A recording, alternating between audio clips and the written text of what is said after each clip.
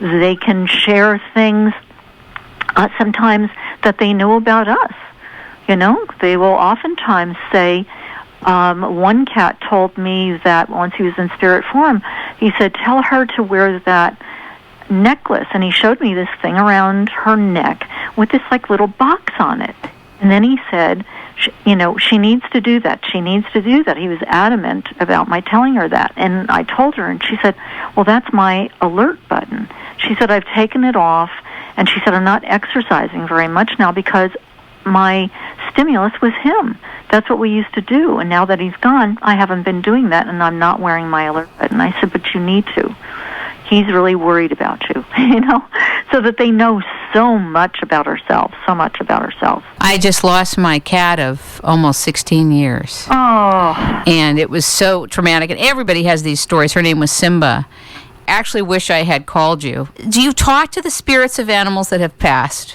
Yes.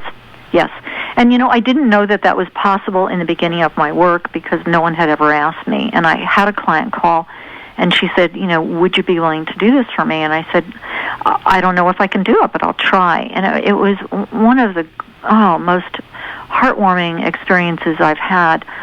And I got in touch with the dog, and she had certain questions. She said, Carol, I want to know if his transition was okay. I want to know where he is, what it looks like, if he's with anybody, and does he have a message? So I said, boy, I better get going. And got in touch with him, and this is what he had to say. He said, tell her my transition was as easy as my life was with her. And tell her it's very vast here. I can see forever, and it goes on and on and on. And tell her there's lots of music here. And if I want to see a hill of sheep, I do. And if I don't, I don't. I had no idea why he was telling me that. And I said, well, do you have a message for her? He said, oh, yes. Tell her when she hears music in her heart, she'll know that I'm near. Well, I had no idea what that meant. But when we talked on the phone, because I do most of my consultations long distance, I asked her, I was telling her the information, and she said to me, oh, Carol, this is a miracle for me. She said, first of all, she said, you don't know this. She said, but we used to herd sheep. He used to herd sheep. I used to watch and love, watching him do his thing. And she said, so that's why he's talking about the sheep. But she said, our favorite thing to do is to listen to classical music. Wow. And today, she said, I had him cremated.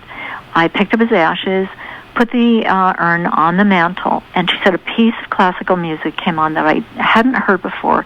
And she said, at that moment, she said, I could feel him in my heart. So she said, the words you're using, the description, she said, what you're telling me is that what I experienced today wasn't wishful thinking. I wasn't making that up. That was really him. I felt it was, but we think that we're making it up. And she said, thank you for giving me that gift. So this is the power of being able to listen to the animals, to be able to do that. And for me, I stand in the middle of the love. I get to experience the love that the animal has for the person and the love that the person has for the animal. So it's just a very rewarding experience, and especially, too, when we're able to help find lost animals, relocate the animals so that they can get back home, or to help an animal who they don't know what is going on with them physically, and we help them, with that. And one story, just so people can see the level of emotions that animals can experience and how it can manifest into physical behavior and odd behavior. This was a horse, Timmy. He was up in Ojai, and he had developed narcolepsy, and that means that they fall asleep standing up and crash on the ground. And then he was charging people and wouldn't let anybody in his corral. This was unusual behavior. The vet came, and he told my client, Denny, he said, Denny, I think you may have to put him down because he's going to hurt himself or he may injure someone very badly. And he said, the only thing I know to do is suggest that you call Carol Gurney and see if she can help you.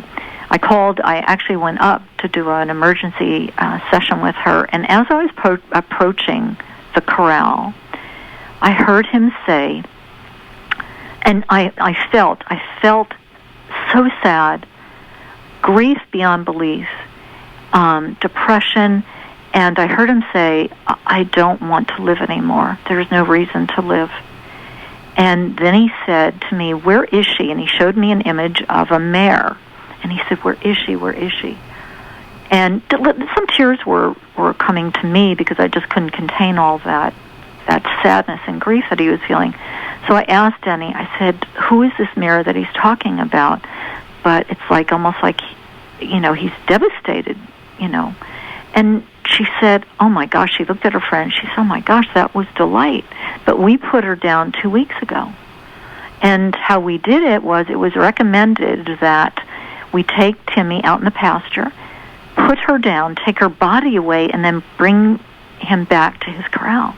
Well, when he got back, she was gone. So he didn't know what happened to her. So how I handled that was I explained the truth. I told him that, they felt that she was sick and a lot of pain, and they felt that it was time for her to leave her body, and so that she was now in spirit form. And so I apologized. The next step was to apologize and said, I'm so sorry that they didn't allow you to say goodbye, but they had no idea that you needed to do that. And then the third thing for him was I said, I think you have much to live for. I know Denny has learned a lot. You've enriched her life tremendously, and there's much for you to still teach her. And then he showed me where he was in pain, and then I suggested that she get a vet out who was an acupuncturist and chiropractor to help him. But I said, you need to now sit down with him and talk to him. You can talk to him aloud and explain to him, what have you learned from him? How has he enriched your life? And be very, very specific about that. I said he really needs to know that there's a purpose in living and staying in his physical body. She did that. He never fell to the ground. He never fell asleep standing up like that ever again, and he stopped charging immediately. It was overnight. The behavior changed overnight, and yet everybody was thinking, he must have a brain tumor. They were going on this physical thing. Well, it was totally emotional. So it's just to me, a great story that really helps people understand the depth of the emotions that animals experience and how it can manifest into physical behavior, and physical ailments as well. I talk to animals all the time. Walking down the street, driving in the car, I sing to them. For you. There's a whole part of my life the public has no idea, but the people that are around me are always like, oh my God, here it goes, and the animals start following me. They start crowding around the whole bit. There's a restaurant right by where I live, an Italian restaurant, and they have this big green bird. Parrot? It's a parrot, but it's like a... Well, it's a macaw. It's a macaw. Okay. I guess it's called a military macaw. Anyways, Her name is Angel. Okay. So I go in, I sing to her, and I bet they love it. I bet you're like a magnet. Thank you. Flattery will get you everywhere. Yeah, but who wouldn't want to be around you when you're happy like that, It's true, I think, with anybody. But one of the things that happens is this bird is put in the kitchen where the dishwasher is at night, in a cage for hours and hours and hours where they're clanking and banging dishes. They let the nails run all the way around to the side. They don't cut the nails. They don't groom it.